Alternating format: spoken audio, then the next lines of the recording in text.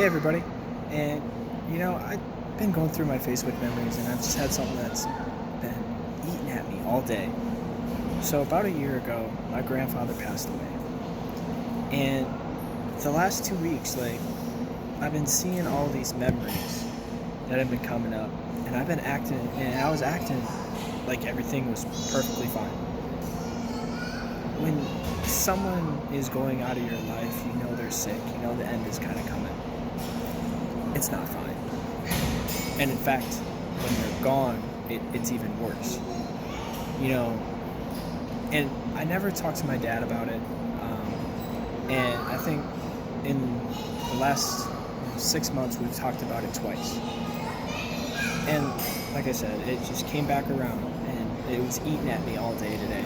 Because it hit me, it's just like, why was I portraying something completely different, what I was, in the moment where I was hurt? So I did a little digging, and it turns out males tend to do this, and it's something that we kind of got to get over. My dad and I joke, it's the Luepke family curse. My grandfather, he had it too. We just bury stuff way, way deep down inside, hope it goes away. The unfortunate part about that is it's going to eat at us, and it eats and it eats and it eats, and it's a hunger that never goes away. The monster is always hungry. So if you don't deal with it, if you don't shut it down and put it back in its cage necessarily, or even just get rid of it's going to continuously eat and eat and eat, and then you just get reminded of it, and it'll rear its head. You're never truly able to get over it. So like I said, I did some digging, and I looked into suicide rates because I wanted to be doom and gloom apparently. And it turned out in 2017, it was 14 per 100,000 people that committed suicide. It may seem like a big, small number, but you got to remember that the United States has over 4.5 million people in it, or 450 million people in it. So as you can tell, that number gets bigger and bigger every single year. What really struck me is that 3.45 more times it's a male casualty. Why is that? I had to do some reflection. As a male, I had my Luepke family curse. I never talk about these things. I wanted to be stoic. I wanted to be strong. I wanted to be strong for everybody. Lewis Howes talks about it in his book Mask of Masculinity. What is it? Why are we not able to open up? The more I thought about it, it's like women tend to be more connected to their friends, right? Males, whatever's going around in their life, it's a male issue, and I'm going to fix it. I'm going to fix it within my life. I don't need to ask for help. I'm strong. I'm powerful. It's true, man. It's true until that monster comes up and eats, right? It wants a little bit more. It wants to eat at that buffet because you're just feeding it. By not dealing with it, you're feeding it. And it's amazing how I fell into that trap. As I said, Facebook memories, social media, we all try to put the best of us forward. And that's what kills us inside. We're not able to be vulnerable enough to show what is really going on. I was hurting. After I left, I was hurting. I didn't talk with my dad until 8 months after. 8 months. It took for me, as a young man, to talk to my father about his father dying. You don't think he was hurting? He had to grieve for 8 months without being able to talk to anybody. So, even with social media, we see each other all the time, but we're still isolated. It amazes me how we fail to reach out when something's going on. We fail to ask for help. It can just be somebody talking on the phone and listening, downloading, letting us spew out everything that has happened, our feelings, our emotions. And luckily, I've come across a couple of exercises that can help us out. So the first one is, we're going to talk about Tony Robbins. He has this amazing quote in the book Tools of Titans by Tim Ferriss. It's, what you do doesn't mean shit. What do you do consistently? So if you are portraying your best self on social media consistently, you're constantly hiding. You could be saying one thing, on all my memories, I'm having a good day, I'm working out, I'm killing it in the gym. But like I said, I was hurting. I was grieving. Even when my grandfather was still alive, I had to deal with knowing that it was coming. We all come to an end, but when you see it up close, man, it's a different experience. Tony Robbins at the UPW experience, Unleash the Power Within, has this awesome thing. It's called, what story are you telling yourself? And what he does, he makes you say out loud, what's the story? So for me, as an example, everything was fine. Death doesn't bother me, right? So once you finally say it out loud, first off, you kind of realize, man, it gets a little uncomfortable. Death really does bother me. The only guarantee in life is that we are going to die. So once it's out there, it's just like, when's it coming for me? Death is a blessing, right? It keeps us motivated. Knowing that we're going to die is the reason that we can do so much in our lifetime. So after that's out of the way, back to the what story you're telling you exercise. After that, Tony makes you stick your finger in your nose and yell, that's bullshit. And then instantly replace it with a true story. So that's bullshit that death doesn't bother me. And for real, it bothers me because I don't know how to deal with those emotions.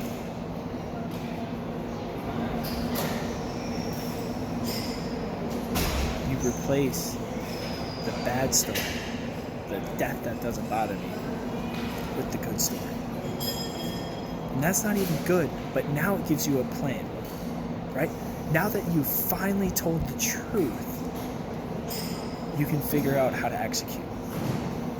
If it's true that death does bother me, and I don't know how to deal with those emotions, now I have the ability to seek out help, to seek out counsel, instead of just burying it and burying it and burying it. Males, you are especially at risk to this. I'm telling you. Women, guarantee you are too. I'm fully 100%, but I'm telling you, we all know that one guy that buries his emotions, right? They're just down deep, and nobody can get them out. And then it just seems like he locks everything out. He might even lock love out, right? It's not all about death, but like I said, this is just my experience right now, going back through my memories with my grandfather and my father. This is my personal experiences. The second way to help is from my mentor from afar, Lisa Nichols. So I was able to watch an Inside Quest episode with Tom Billion, founder of Quest Nutrition. And she talked about expose the lie exercise. So what you're going to do, you're going to take pieces of paper, right? And then you're going to write, for me personally, I do a 4-pillar exercise: mental, physical, spiritual, and emotional. You write mental at the top. You put a dash, and you have 5 lines. The first one is going to be written in pencil. This is the lie that you're telling yourself. The next 3 are going to be written in red pen. This is the truth that you are going to tell yourself. The example that she uses is that, somebody tells you that you're fat, and all you say is that, I'm not fat. But then you don't replace it with anything, right? So now we are going to use neuro-linguistic programming, and we are going to improve to make that thought switch, right?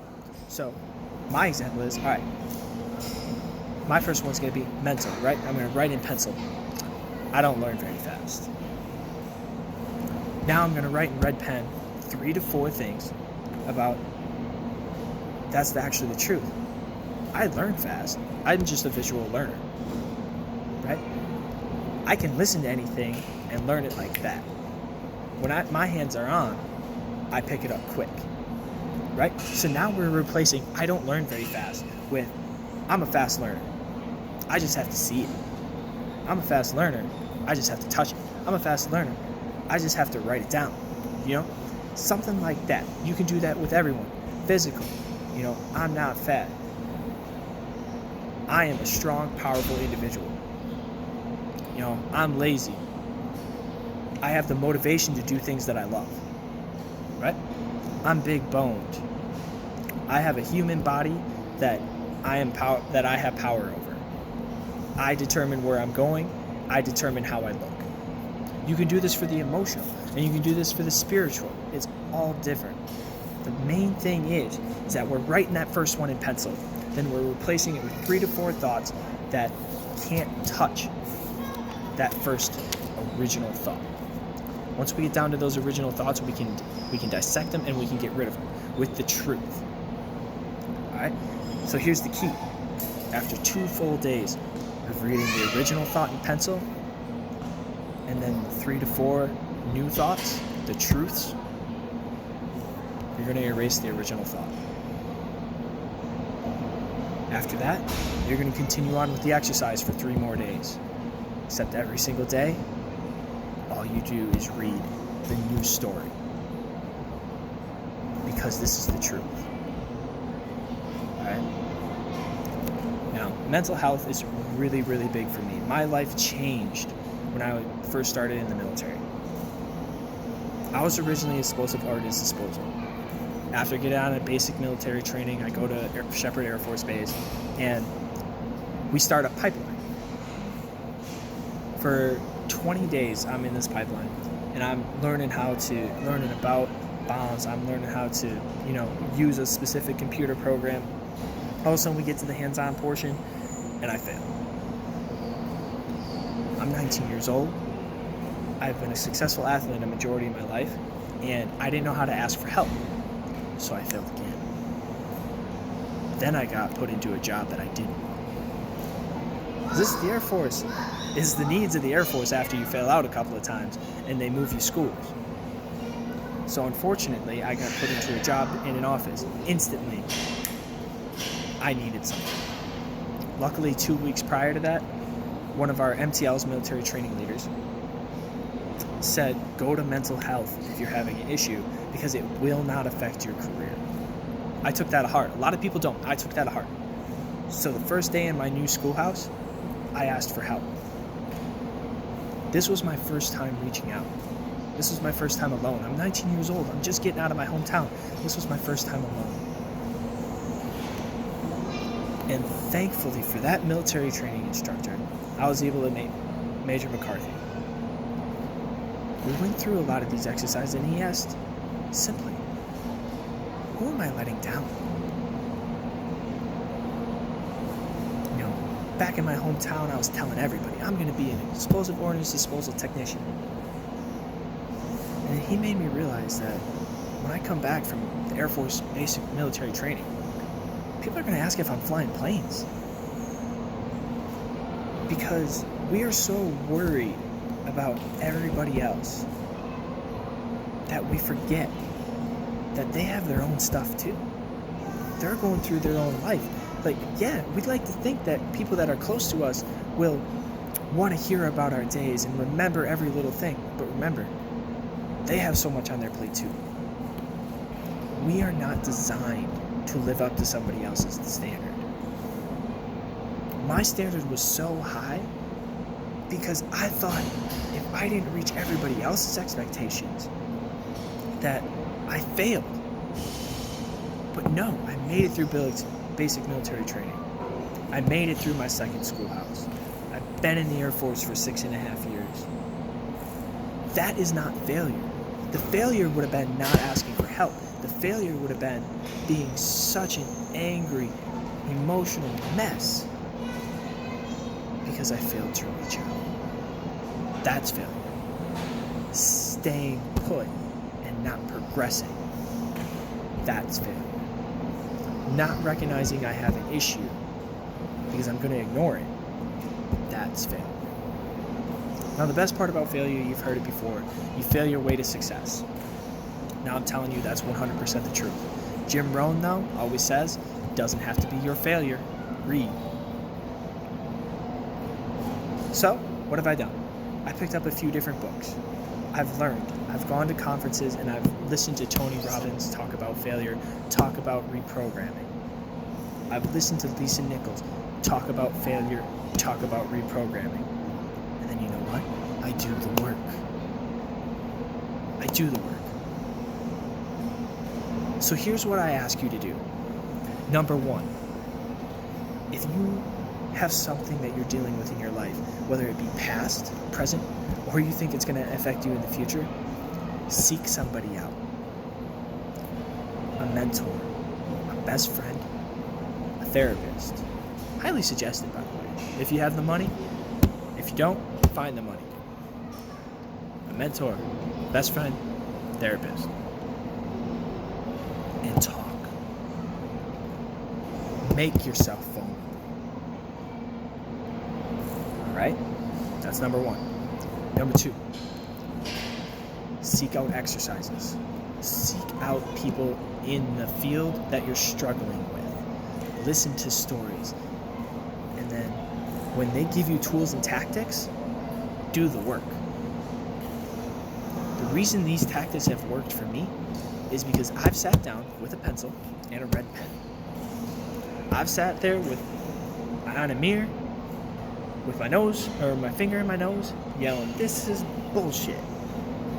You are not bulimic. You are a strong, powerful individual, and you can do whatever you set your mind to." And I repeated it every morning, along with a few other tactics. I love you, I love you, I love you. This is bullshit. Go into it. I am a strong, powerful individual. That's what I ask you to do today. Seek somebody out. Do the work. Now, I'm a very happy individual now because I've seeked people out. I have people that I can talk to. I have people I can be vulnerable to. Do I love stoicism? Yes. But that's not that you don't feel the emotion. Stoicism is that you don't let your emotion affect your decisions, right? I can still show emotion. That's where I failed for a long time. I tried to bury it. Luepke family curse. I tell you what, I'm out here to break the curse. And if I can help you break your own personal curse, I hope I did. Do the work. Curse can't be broken without work. So let's start today. Love y'all.